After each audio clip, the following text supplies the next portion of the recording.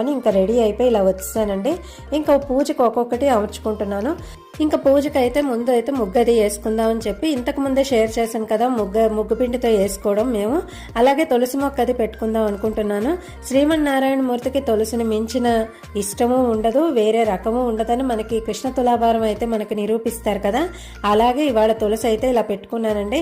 తులసి కొయ్యకూడదు కదా, ఈ రోజు కొయ్యకూడదు, మళ్ళీ ముందు రోజు కూడా కొయ్యకూడదు. ఈ లక్షవారం శుక్రవారాలు పడ్డాయి, తర్వాత శనివారం రోజు మనం ఏకాదశి రోజు కూడా కొయ్యకూడదు. అందుకని అయితే 3 రోజులు తులసి అయితే మనం కొయ్యం. ఇంట్లో ఉన్న తులసి మొక్కనే నేను సర్దుకుని ఎలా పూజ చేసుకున్నాను అన్నది ఇందులో షేర్ చేస్తున్నాను. ఆ శ్రీమన్నారాయణ మూర్తి పాలకడిలో శయనిస్తూ ఉండగా మనకి ఎలా అయితే మనం చిన్న దీనిగా మనం వర్ణించుకుంటామో, మనం ఊహించుకుంటామో అలా ఇక్కడ సర్దుకుని ఇలా తులసి మొక్కనైతే ఇలా అలంకరించుకున్నానండి.